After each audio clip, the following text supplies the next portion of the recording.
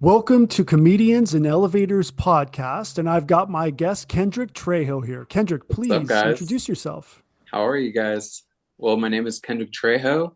I was born in Burbank, California, the number one entertainment capital in the world. Uh, I am foremost a son and a loving brother, and I got into this field because I am in love with art, and I felt like film was the closest thing to it. So, yeah, that's pretty much it, man. 100%. I mean, that's the way it is with AI. They say it's going to take over. I say it's the opposite. Now we It's have to It's we have to been step it's up, been here, my guy. It's already right? here. Skynet. Exactly, exactly. So the main purpose of the podcast is to compare and contrast the comedian versus the comic, right? So Mm, the question really is, what's the difference? So I'm defining it as the comedian is a funny person telling any joke versus the comic who's any person telling funny jokes, mm. right? So two sides of the same coin. You kind of want to have both included. So first question, the role of persona in comedy. So, how much of the comedian's voice is character versus the real self? I feel like it's the sometimes I would like to, as a director, I like to give people like them being their real self and not really the character. Because once you start playing like as the character, it doesn't feel so natural. So if someone's naturally just funny, I'm just like I always ask them to be like, dude, just be yourself and just show yourself. So like when someone's trying to just, splurt out a joke or here and there, it doesn't really come too natural. So I always say it's more natural and it's more themselves. 100%. Well, so I mean, there's a follow up question, but it pretty much sounds like you've already answered. Does authenticity matter, It or is the definitely illusion part of does, the, man. It right? definitely does. Yeah. Yeah. The illusion, some would ask if the illusion is part of the magic, but, Hmm. there's, Nah, there's, but yeah, there's some people that can definitely pull off and be like a different character. That's honestly someone being very highly intelligent and smart right. and adaptable. So if someone could play different key roles in that is even better. You're like, wow, this guy has range. Right. Very good. All right. So speaking of range, punching up versus punching down. Where do Oof. comics where do comics versus comedians stand on this? So I guess the question is the audience agreement with a comedian a form of Hmm. permission or alignment? I feel like as an alignment, I mean, it could go both ways. I mean, if someone's like you say, punching up, it might be a little bit too much. You kind of want range. And if someone's punching down, it's like you're definitely going to put someone to sleep. So that's what I say. Really? Yeah. That's uh what uh, well going to sleep. Got So you on punching that down one. I doesn't that got you on that one, I man. think so. I'm trying to like, wait a minute, did you flip it on me? Because I'm thinking if you're punching down, like you're gonna get people pissed, right? Uh, I mean, I would say like if you're punching down, I mean it can work in your advantage, but like if sometimes if you have like a mix of both and you know how to level it and you can read the I crowd, see. then it's definitely in your game and in your favor. Very all right. I'll go with that one. All right, cultural translation of comedy. So, how do jokes that work in one country or region or city or even club work or bomb in one and work in another? Man, I love that question, man. So I want to say like let's just say like in Mexico, I mean the culture there, the comedy there is definitely South Park and they don't hold back. And I'm a Okay. big fan of that stuff. Nowadays, people are just scared to express themselves because of the whole cancel culture.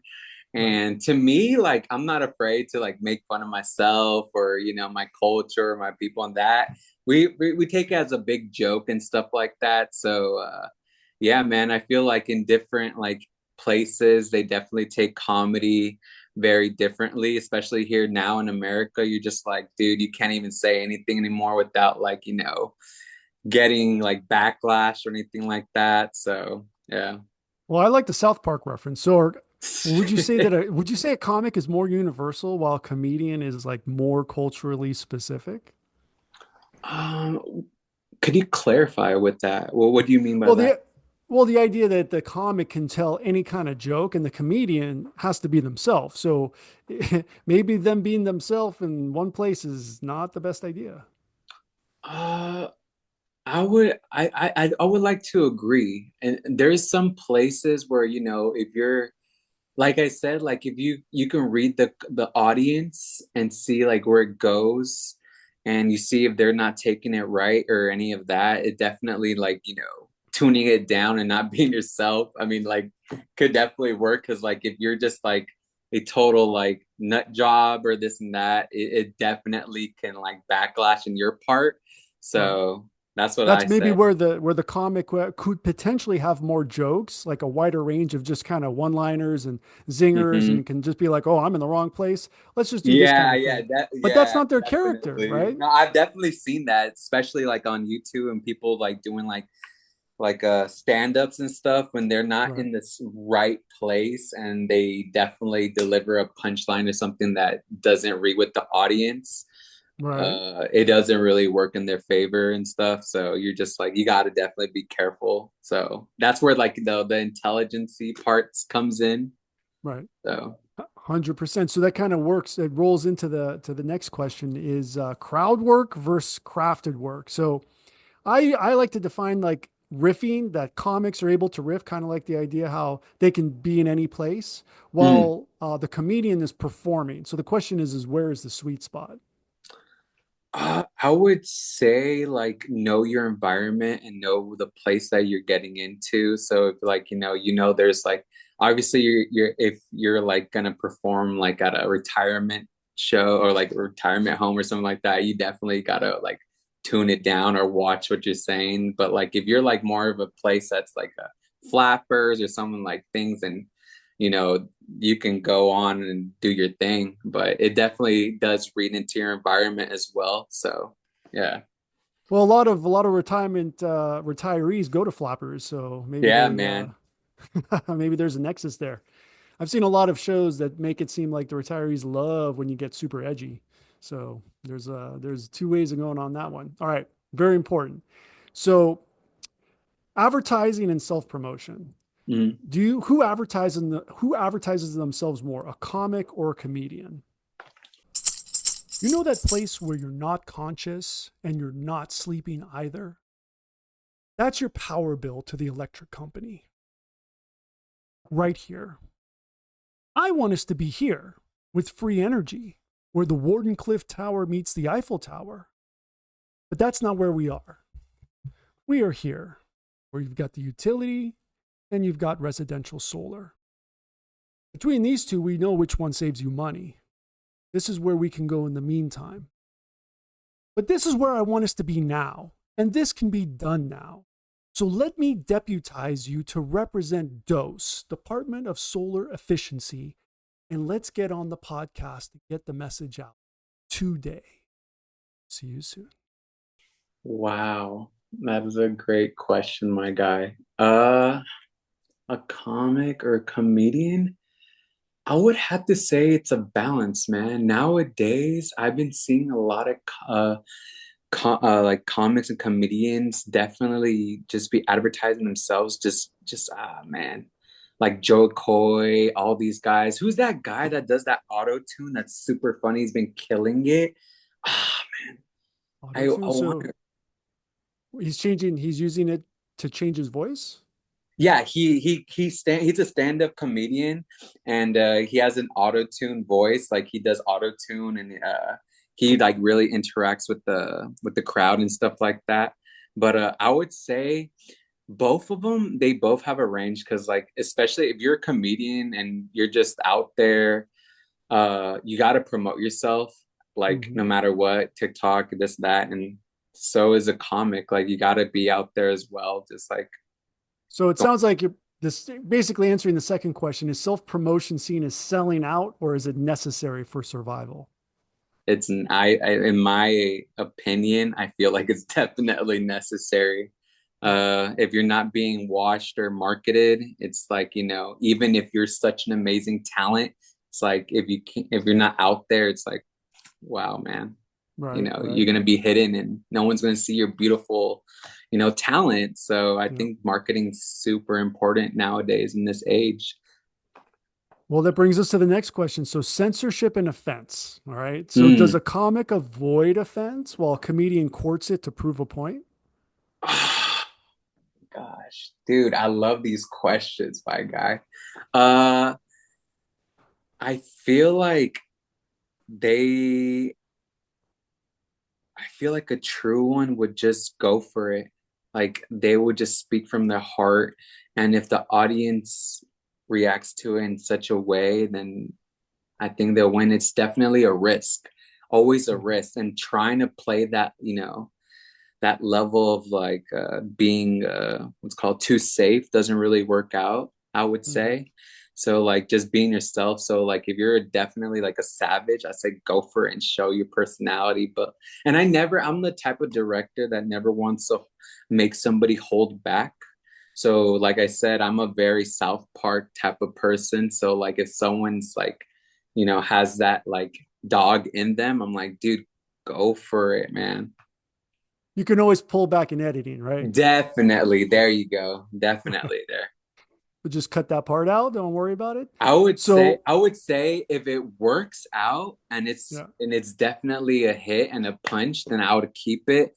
But like if you feel like, hey, this is really gonna like it's not cool and it's not even like in a funny basis, you're just being such a jerk and stuff like that, it doesn't roll, then yeah, I would definitely cut it. But if it's something that's playful, that's like, in the culture and everything like that, I'm like, dude, go for it.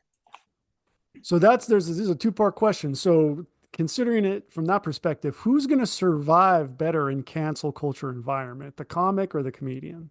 Shoot. I would have to say definitely, I would definitely have to say the comedian, man. In my opinion, I feel like the comedian could definitely survive. A comic, you never know. I mean, Well, it's, the comic can go in another direction quickly, right? He has like, oh, these jokes aren't working. I'm going to do these kind mhm. of jokes if No, he's a good correct. comic. They But the could definitely comedian's like, shift. I have a Where the character, comedian definitely, hits that mark where right? it's like, that's not cool. He's gonna definitely blow up, but in the wrong direction. Right. Yeah. So maybe that's not, maybe surviving isn't a good thing, right? Maybe you do need to die every once in a while. Yeah, man. But like I said, I've seen like, people come back definitely from like, some stuff that happened or things like definitely like Cat Williams. I'm a big fan of Cat Williams and he's had a whole bunch of stuff going on with him, but I Do you think think it's everybody real or is huh? it do you think it's real or is it manufactured? Honestly, it could be manufactured and it can be real. Like they say, good publicity and bad publicity is always publicity. I mean, like, Right. it Yeah, could yeah. work in your range, but like I feel like everybody always deserves a second chance. And yeah, some people might see stuff in the wrong light and some other people might see stuff in the right light. So I feel like anything's possible, but everybody deserves a second chance, even if they mess up. So you get to mess up again a third time as long as it's totally different, right? Uh, it depends. It depends if It's like starting over. yeah. I mean, like, if I mean, the first time it's, I guess underwater in the bridge. Second time it's like, yo, you're pushing it. Third time, I mean, that's kind of like, you're kind of pushing it there. So I would definitely be careful. All right. So timing and delivery, science or art. Do comics rely more on structure and comedians more on rhythm and emotion? Man, I feel like rhythm and emotion is definitely a good part, but timing, definitely getting those punches in and there, it definitely works into your advantage. But feeling the rhythm instead of being like a robot definitely feels more natural and just works off the crowd a lot more better, I would say. But we do love rhythmic robots, don't we though? Yeah, I would You say don't. so We here and haven't seen an there. eye on track. We haven't seen enough of that, but I'm pretty sure Tesla's gonna bust one out, and we were like, "Oh my Yeah, I God, is mean that that really would be happening?" cool, man. Dude, a comedic robot that would be super sick. I'd honestly, I'd probably pay to see that. I'd pay to see that because no one's seen a robot actually be like, okay, dude, this robot's actually funny. It's gonna happen. It's just the question is when, right? Telling you, man, Skynet's here, brother. Yeah, yeah. All right, laughter versus applause. Are comics chasing laughs and comedians chasing applause breaks that validate their message? Oh man, I would say I like laughter, man. I like laughter. Applause is really cool, but like when you have people laughing, it's just definitely a different energy. The applause, I mean, I would say it's the same thing. I would, damn, you stumped me with this one. Well, let me throw you a curveball. If you say you are at the comedy club and you go to the same comedy club as either a comic or a comedian or in the audience, you see the same people on stage, you hear the same jokes. They were funny the first time, but you're not laughing now. Do you Mm. applaud? Man, me personally, I'm a bit of a savage, bro. I would just be like, You better come up with new material, is what you're thinking. yeah, I would Yeah. definitely be like, dude, come on, you gotta show a little bit more effort. I'm Uh, definitely honest person but the jokes are foremost. funny. They were always funny. They're It's still hard. funny, It's hard, man. but you want to see new material. Yeah, it's always good to see new material. Just, So would you give them an applause? I would give him a small applause here Okay, and fair there, dude. I'd enough. be like, okay, this guy's trying, he's good, He's but that joke is still funny, but I'm not laughing, so I'll give you mhm, the applause. definitely. That's where I'm coming from with that question. Yeah, definitely. Uh, all right, so comedy as commentary. So when does a comedian cross into a philosopher or a preacher? Uh,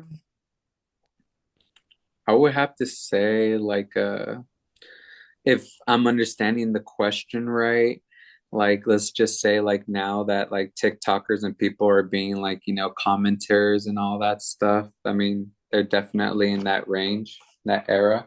So, what was the question exactly? Well, I mean, so there's a lot of comedians that are very popular and they evolve over time. So that's kind of the reference. But when does a comedian cross over into becoming a philosopher or a preacher? They're not really telling jokes anymore. I feel like that's when they have experience. They definitely have like a voice and they could definitely deliver their message. And yeah, I mean, keep it nice and simple. Just that, man. There's a lot of people that have criticized many comedians that were funny and now they're no longer funny because of this, because they It's started. so sad. It's so sad when that happens. I mean, even in this new day and era, like my boy Jack Black, I mean, the new kids don't really know Jack Black anymore. It's like, like School of Rock, like Tenacious D and all that. They kind of see him a little bit more like in a different range, a different era and stuff like that. But like, it just depends. Like if we're like giving them knowledge and culture and still feeding them like, hey, this guy was this, and they definitely have that opinion. Because there's a time where Jim Carrey, he had a time where he was like very, like prime Jim Carrey. He was a savage here and there, and he's always comedic. And then he had a dark time where he became very serious, and you're just like, but you would still listen and hear him preach and be a philosophy and all that stuff. And Well, I he was mean, doing drama as well at that, yeah, I I would mean, say. yeah, he was doing Yeah. drama. So, like, at the same time, you still got to give your respect to the legends. And yeah, like I said, it's all like experience. Like, if you know he has it, he has it. And if he doesn't, he doesn't. So is it good or does it dilute the humor? Nah, I would say it's good. I would say it's Awesome. good. Knowledge is definitely good. All right, comedy and vulnerability. My gosh, I can't say it. So, do you think that the comic hides behind his jokes and the comedian exposes himself? I think definitely the comedian exposed himself. Every joke comes with the hidden truth. Every single one of them, man. I think they just reveal themselves, but like at the same time, they're like hidden as well. You know what I mean? They had, it's like a shield. Just because they make some joke out of it, it's kind of like a shield, but at the same time they're still revealing themselves, man, because every joke does sometimes come with the truth. So that's where I'm getting at this. I think this kind of catches the difference between the comic and comedian. Because if Mm. the comedian's supposed to be a funny person, they're exposing himself. But the comic, they're telling funny jokes. So maybe they're just a front. Nah, they yeah, I would agree with you honestly. So which one is braver? If you're just playing a front, but you always got to keep it up, or being authentic?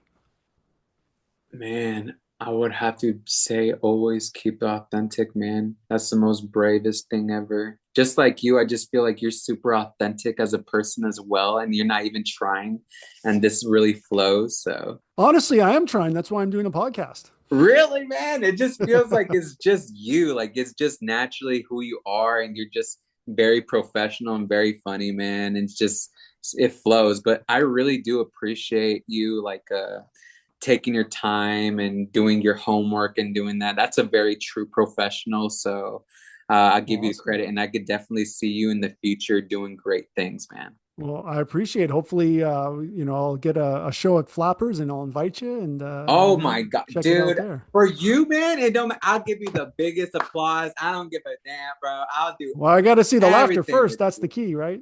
Dude, I'm already a fan of you, brother. I appreciate it. All right, last question. Yes, sir. Legacy. Who gets remembered? Will the comic's tight five survive time, or will the comedian's cultural point of view be more timeless?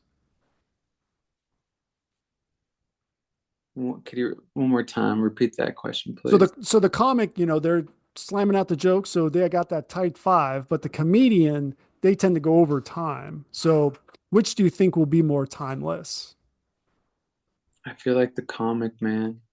I The feel comic? like, yeah, I feel like the comic would definitely hold it down on that, dude. They don't need to go overboard or here and there, dude. I think if they have the right energy, have the right timing, have the right punch and everything like that, they don't need more. So I think if they're just steady in there, they don't need to keep on pushing to gain a laughter or an applause. You know what I mean? I feel like if they just, Minimalism.